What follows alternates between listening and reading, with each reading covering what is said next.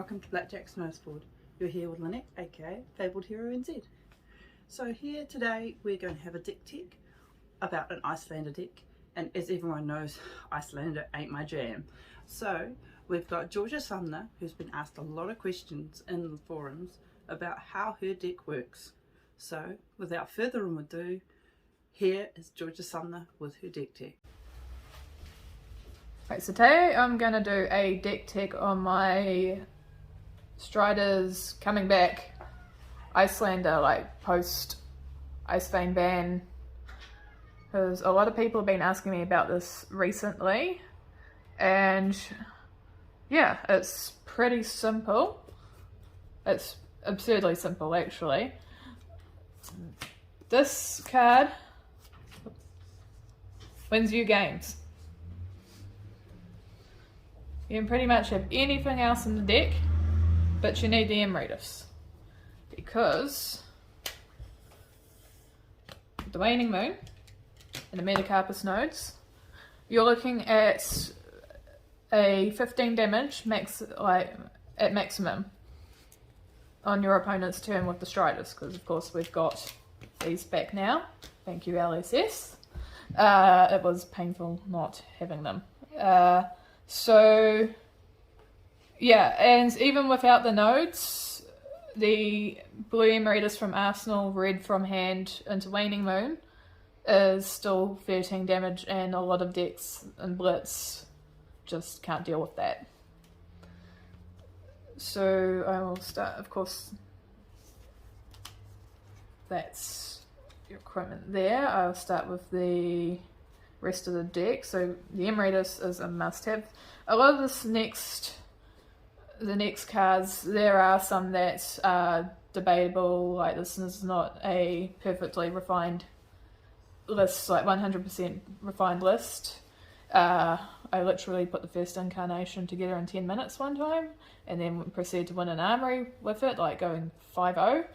But that was with Ice Veins and Hypothermia. But to be honest, losing the Ice Vein combo, well, the Ice Vein combo turn was a free card hand, and in Blitz sometimes you just can't afford the free card hand, so I'm not too worried about losing Ice Vein. And Hypothermia hurts into certain matchups, but not really. Like, you've got other backup plans to that. You're just not as disruptive. But this deck style is aiming to be more big damage, so you don't have, you can get away with disrupting less. So the first package, if you could call it that, here is the Ice Bolts for your arcane spells. Ice Bolt is essentially your backup Emeritus, because sometimes you just get in situations where you can't hold on to the Emeritus and you have to block with them. And because it deals the 5 damage, I considered Aphid Quickening. I was testing, mucking around with that, but Aphid Quickening was... I felt I missed the 5 damage for the kill shot. Just having that little bit of extra reach really seemed to make a difference for me personally. So you've got your Ice Bolts. Then we've got your Aether Hails, Scouting Rains, because I don't have Quickenings yet. Like, you could easily switch Scouting Rain for Aether Quickening. Like, you're never going to get the Aether Quickening effect off, but so it's really just another vanilla 1 for 4 on the red. With these, the idea is just efficient damage, pretty much off, if you have to block with 2 cards from hand, you can still throw back 6 damage, and if you get a blue one in Arsenal on their turn, it's 5 damage. It's just really decent arcane damage. It feels pretty efficient, and they just really help you get to that kill threshold of about 10 damage is where you're feeling really comfortable in getting the win with the Emeritus combo when 10 life total. When your opponent's below about 10 life, you're feeling pretty comfortable as long as you can just reach that combo. Then we've got Frosting. It's a blue ice block free. That's literally the only reason it's in there, and because it can keep Channel Lake up. And I tried a few other cards like Channel Bleak Expanse. Card sucks. The card's just not consistent enough, and it blocks too. This round on me, I was considering, like, you could go for this round on me, but I haven't tested enough, and I feel like giving some decks the extra card in hand is just not good. So that is the spell package. So your attack actions, Find or Spying Spirits, free for 7, and gains a life if you're at lower life totals, which is always nice, and the 7 just helps you, like we've seen with the Iyslander list, the 7 gets you to kill range quicker, and a lot of opponents won't bring armor. If your opponent brings a fridge into the matchup expecting Iyslander, like they shouldn't, they should be bringing Arcane Barrier these days with Strider's back, but I don't know, I've seen a lot of like AB2 with 2 free armor combinations lately. I just block with them. I don't bother attacking if they've got enough armor to not make it relevant. The other attack action is Enlighten Strike. Fixes hands. You can, the draw of cards sometimes viable if like the low life totals and you need a blue in arsenal, but still want to present some damage. The +2 is always great, and the go again into something like a Fighting Spirit or like a Hail for, 4 then 2 with the Waning Moon, like you're presenting 11, 12 damage turns. It's pretty good value. So that's for the attack actions. I had a lot of people ask me why I don't run Woundable. And to be honest, in Blitz, I prefer to have more arcane spells because, like, my experience playing I haven't played a lot of the Wounded list, but I have always been frustrated when you've got the Striders ready to go, they're within kill range, and you don't have a red spell in hand, you've got a red attack action. I'd rather just spend that on the red Ice Bolts as the backup Emeritus, just for more consistent kill shots. And in Blitz, I don't think it's necessary to have that many physical, and a lot of decks like Kasai are fairly red heavy, so if you start running too many attack actions, now they're 1 blocks if it was red, 1 blocks if it was arcane damage, are now 3 blocks. So yeah, that's the theory on that. Scar for a Scar is another one that could potentially go in, but I don't like the fact that it blocks 2. And if you don't have the go again on it, it's just 0-4, and once again you've got the people bringing armor, people bringing like people's reds like into aggro decks, reds being now 3 block instead of 1 block if you were doing it with arcane damage. So yeah, that is the attack actions that I run. Like, I've been on E-Strike since back in the Everfest days. Like, a lot of this is going back to my original build in the Everfest day, except I don't have the Stir Forked combo that was just silly sometimes. The Emeritus Scolding combo is there instead. And there's just a bit more disruption. So I've also run 2 Sigil of Solace because life gain is great. This could be sink below, but I find into the wizard mirror, and you're going to get a lot of wizard mirrors. As good as the sink below is, sometimes it feels like a brick into the wizard mirrors, and I'm very cautious running defense reactions in blitz. And if you're getting full hand intimidated by Reiner, and it's like going to be an obvious full hand intimidate, it's like the Sigil of Solace does act as a free block. Just the instant speed feels nice. It just feels nice to play. But you could always switch it for like a sink below or defense reaction or Oasis Respite, though Oasis Respite I don't run because of the 1 cost. I think Sigil being at the 0 cost just gets more value there. And Kano doesn't have Wildfire anymore. Iyslander doesn't have Ice Veins, so Oasis, and if a Guardian's dominating you, usually they've used their whole hand, so you could probably just kill them in response. Because, well, without Crown of Seeds now, Oldhim is a lot less consistent, let's be honest. So yeah, that's a sink below. My disruption package is fairly simple. It's not as complex as like a CC list, just because of deck space and Hypothermia and Ice Vein, well, kind of class blue Ice Veins are disruptive, but those being suspended, or is Ice Vein banned or suspended? I can't remember which one, but no Ice Vein anyway. You don't need Ice Vein. LSS hit the wrong card, sorry. Emreader Scolding,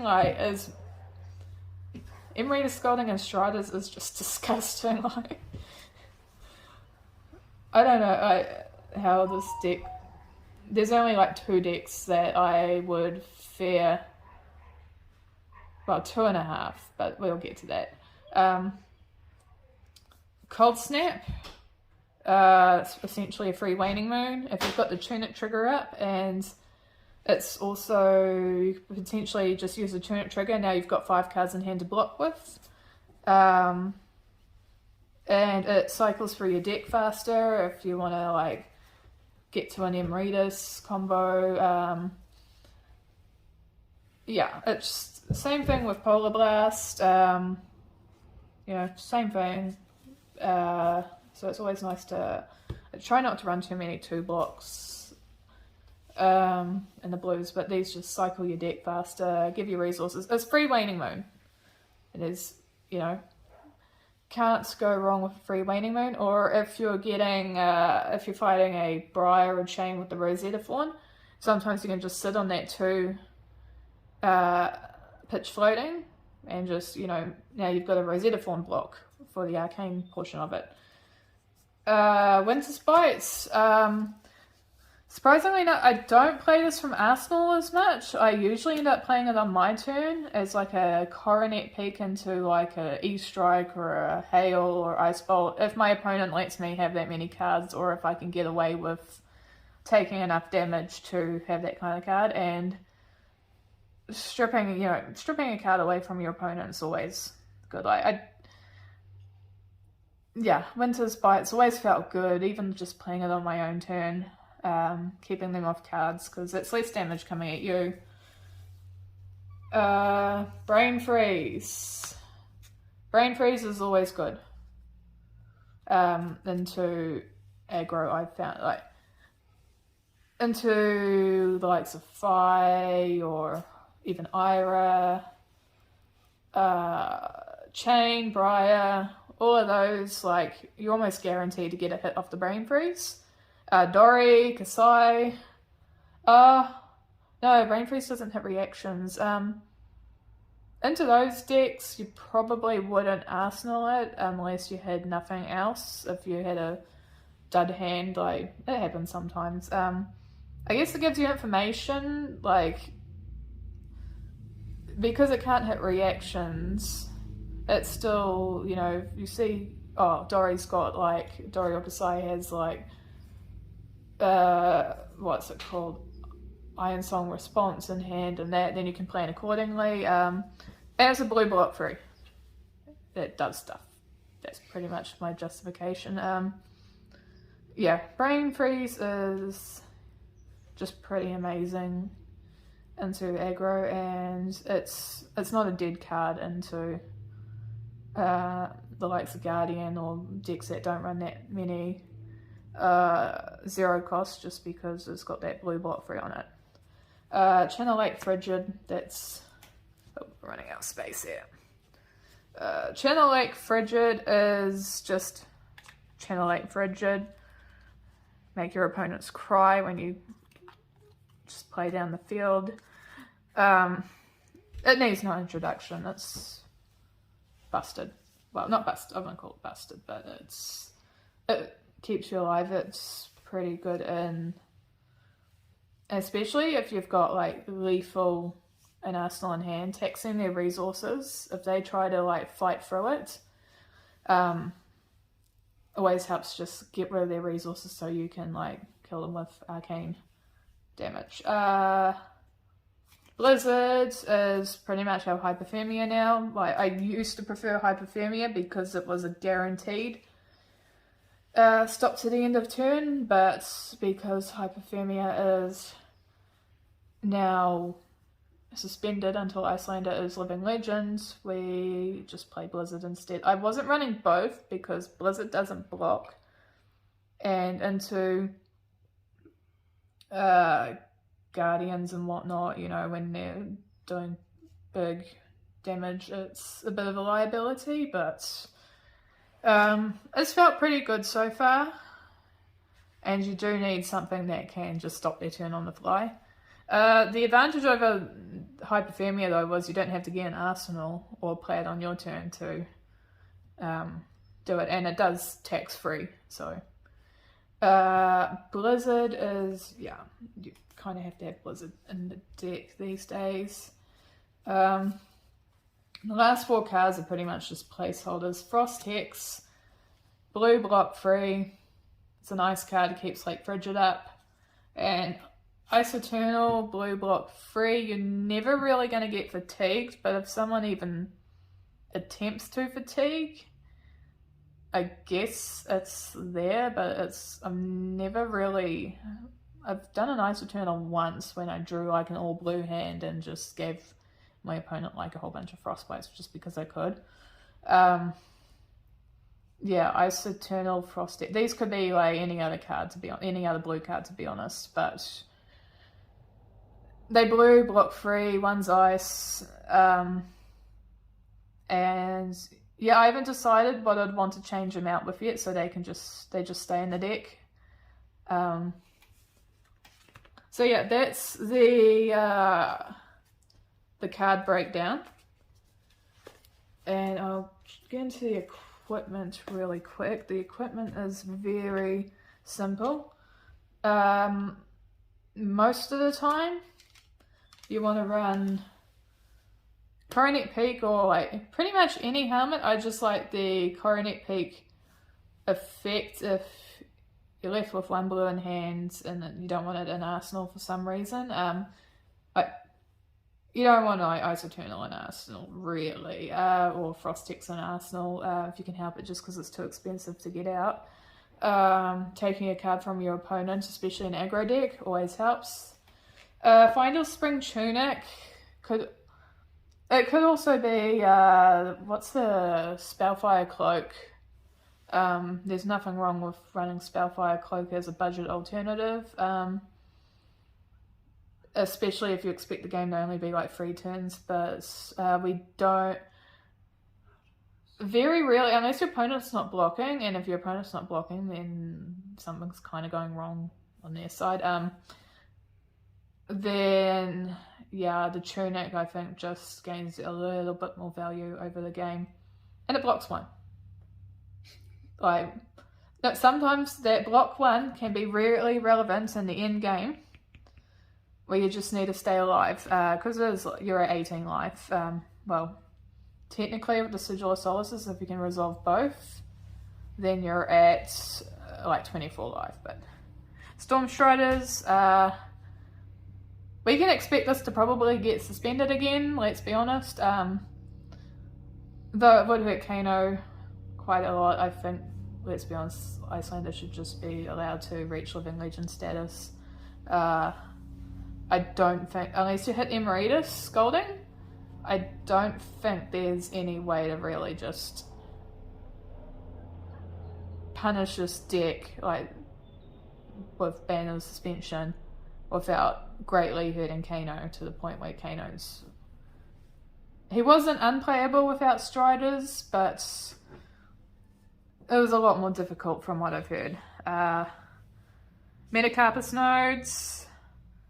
I do have Ironhide Gauntlet in the list, but I never run Ironhide Gauntlet.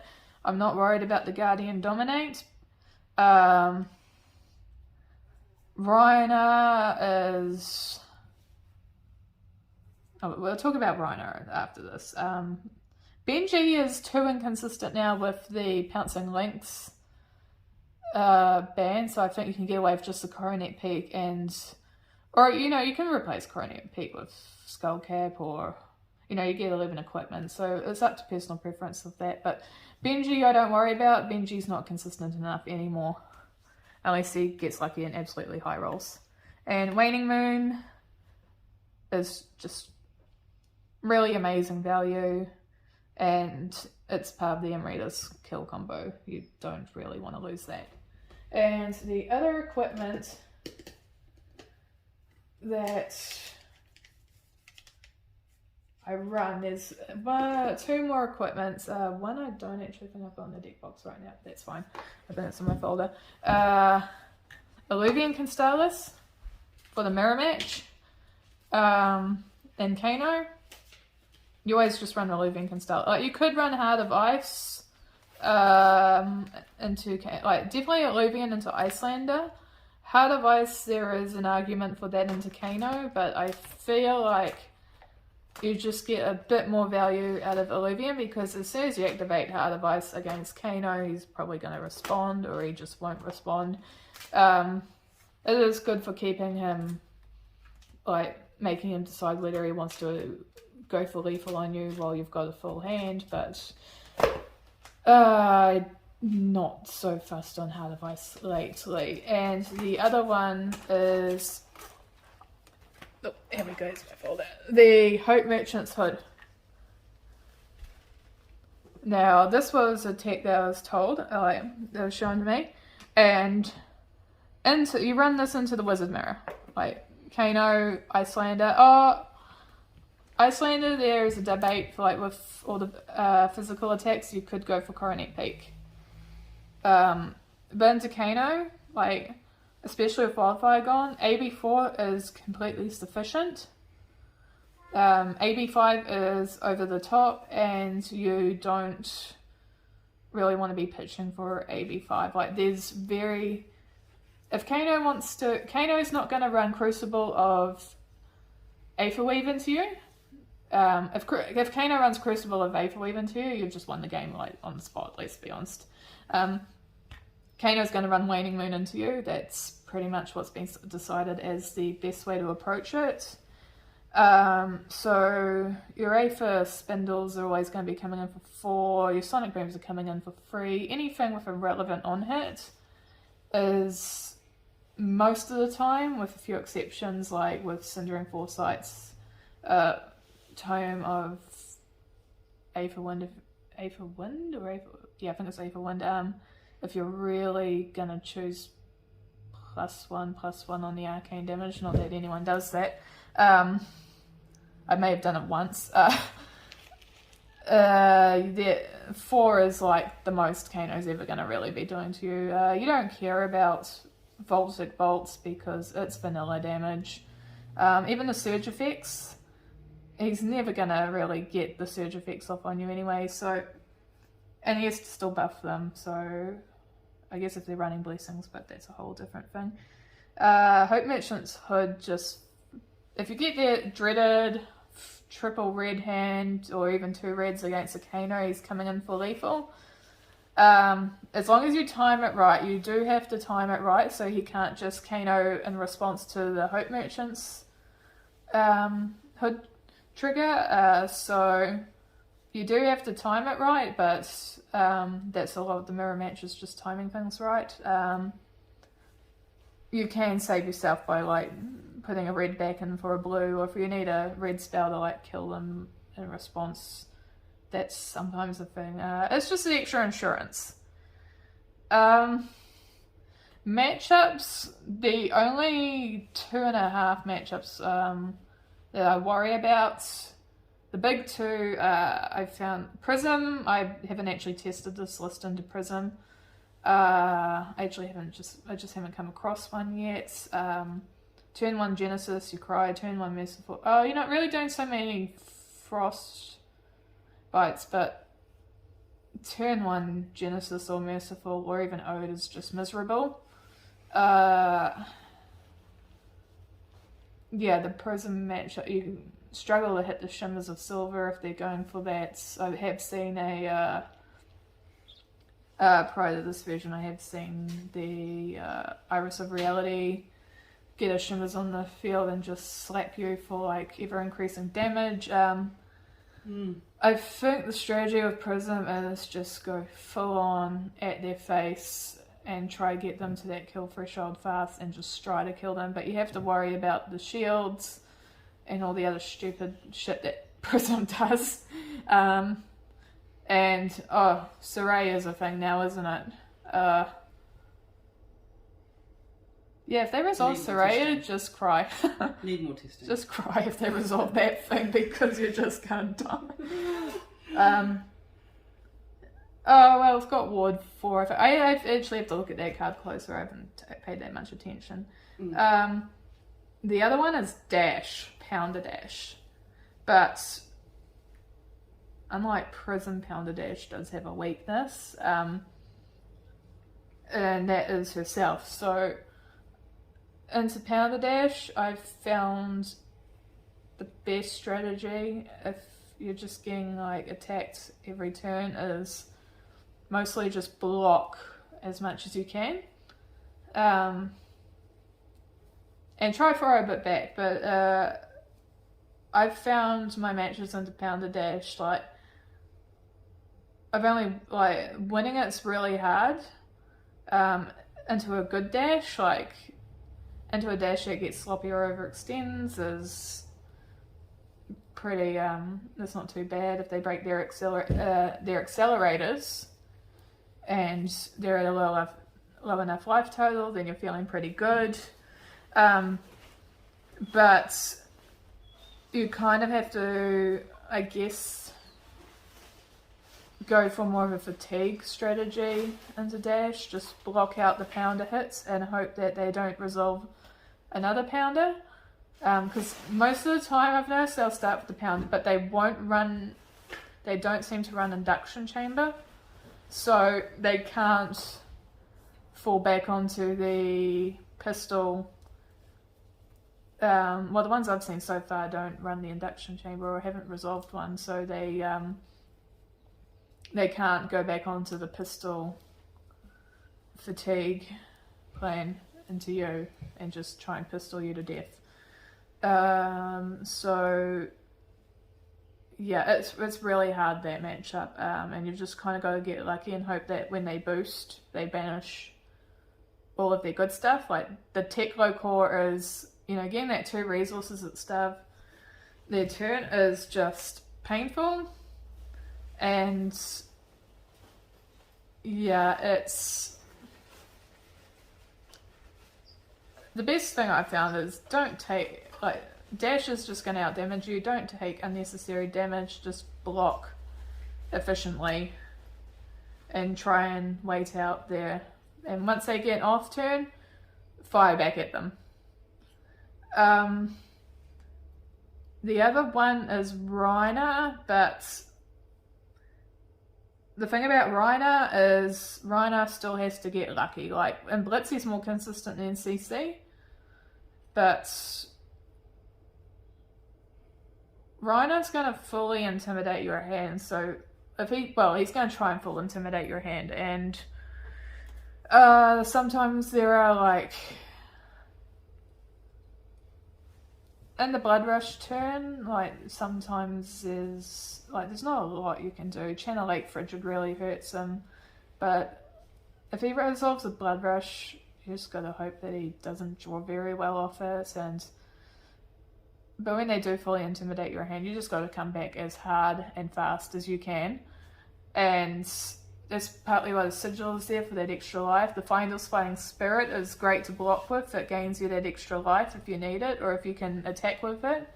And that's why Finder's made the cut over Wounded, just for that value. KO is an extension. KO's most like... If the KO high rolls you, then the KO just wins. High rolls you. There was one I fought the other day, and he just always rolled like 5 or 6 on the scabs, and then 9 times out of 10 just rolled high enough to be like attacking for 12 every turn, and that was just frustrating, like having to dump your whole hand or most of your hand to even try push dumping most of your hand to just stay alive, and then taking a big chunk of damage if you want to push through damage. But that's just a high roll thing. Most of the other matchups I've found to be pretty good. I haven't fought Life Game Bravo. That could be a bit of a nuisance. But if Bravo's playing that slow, you've got more room to play like your Scouting Rains and Hails on his turn. So you should be able to pressure enough damage on each turn cycle. It shouldn't be an issue. Old Man has lost Crown of Seeds, and I've noticed without the Crown of Seeds it's much easier just to push damage through.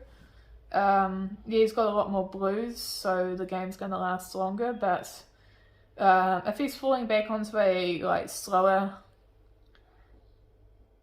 slower game, like just swinging with hammer, it gives you more room to play from Arsenal, because you don't always want to prioritize Arsenal with this deck. If you can do like a 12 damage turn, but you have to use all the cards in hand to do it, then that's fine. You don't always need the Arsenal. The main time you want the Arsenal is to get the Emeritus in there for the kill shot, or a blue Ice Bolt if the blue Ice Bolt just lines up. We've got the Guardians. Dromai is just too... If she's trying dragons, she's too slow. I haven't really fought an attack Dromai, but she's red heavy, and I can't see Dromai being a issue just because she needs that time to set up, and she doesn't just spew out shields like Prism does with her Genesis and all that crap. What are the matchups? Chain, Briar. I haven't fought any Fies, but as an extension like Fi, Ira, Katsu, I guess. Aggro. Yeah, anything aggro, like that kind of. They're not going to want to block you, and you're faster with this arcane damage. They're not going to be efficiently blocking you. Same with most Kasai's. Dori's a bit of a funny one. I have seen more blue heavy Dori builds ages ago, but I haven't really fought many Doris. But Kasai's fairly red heavy, and she needs to play out her cards to play most of her hand out to really push damage. And yeah, I've never really had any issues into Kasai with this deck. Just because of that red count. She doesn't block you very efficiently. So if she turns up with the fridge, you don't attack with... No, blocking with the non-attack, because that gives the +1 on the Centauri Sabers. So, and you don't get her the Centauri ability up because you're mostly blocking with non-attack action, so that doesn't give them the +1, I believe Centauri Sabers gets if you block with a attack action. Same with Bolton. you mostly lean on attacks. Not that I've seen much Bolton and Blitz either. I feel like I'm missing Assassin. I don't really know what to say at this point in time. I think you're probably just faster and more efficient with damage. I think you've covered all the bases. There's one more. Well, there's two more. Ranger is... Lexi's more a problem. Yeah, Azalea's not too bad to... I think you're just faster than Azalea. Her disruption doesn't do that much. Seek and Destroy is the most annoying. But apart from that, the disruption's not that bad. Lexi, a death deal. Ice Lexi is just painful. Yeah, Ice Lexi, Lightning Lexi, yeah, but Ice Lexi is definitely the better variant, I think, into us. And the other one is the Mirror Match. Oh, yes. Just the Mirror Match is a difficult one to talk about because there's so much to it, but... We can do that in a later video if you want. No, the trick is, really, I found in the Mirror Match, you die if you get red hands, like when they've got lethal, but try and keep your life total high while pressuring damage. Don't go below about 10 life if you can help it. And it's really getting the priority windows down. But having the plan, if they come at you for lethal, having a plan to, if you need to, like, respond with lethal in response to their lethal, just really understanding those priority windows and whose damage is going to come through first. And you don't always need to attack, especially at those lower life totals. Yeah. The first wizard to dump their hand and get greedy often is the one that loses. Yeah. The first wizard that shows all their resources, like, yeah, you can get pressured by the Bulllander. To be honest though, the Bulllander doesn't run as many red arcane spells. So 9 is the maximum, I believe. If they're running Emeritus, 10 and nose dependent is a bit higher. But the Bulllander doesn't, the more heavy attacks without the red hails, scaldings and ice bolts, doesn't have as big a strider kill range as you. So you do have that advantage, but the mirror gives me an absolute headache. I personally don't like playing the mirror that much just because I have to think so much more. But yeah, like the decks for a wizard deck is reasonably easy to play. It's just all about being efficient. And we've got our Striders back, but let's be honest, Emery the Scalding is the card that they needed to hit. Not Ice Vein and Hypo whatever, when I saw it, I wasn't too phased by the Ice Veins because I got the Striders back and I knew the Emerus Scalding is your kill combo, is the most efficient kill combo now that we've lost Stirforked. Stirforked had the advantage of being the single source of damage, whereas and that was back when we had way less cards to play with. Yeah, so a lot of these cards you could change for personal preference. This is how, like, the reasoning behind your deck, why I've built it. But yeah, the Emery Scalding has to stay. It's from what I've seen, it's the most damage, like without Wildfire or Snapback, because those are long gone. It's the biggest. So, thank you all for coming along and on this journey of Wizard that I never thought I'd be on. Not a hero I ever imagined playing, but I got a great understanding from watching this deck tech myself. Please follow Georgia on Instagram. She's Xenoliner, and I'm sure you'll see her in the Discord and even jamming games on Telesha. But if you're playing in the Flesh and Blood, please download Georgia's app, Tome of Rulings. It's really great, quick reference tool. Pop in your title of your card and it gives you the interactions. She's currently working on a little bit more updates, but should be all sorted by the time this video is up. So, thanks again, and I'll see you in the pits.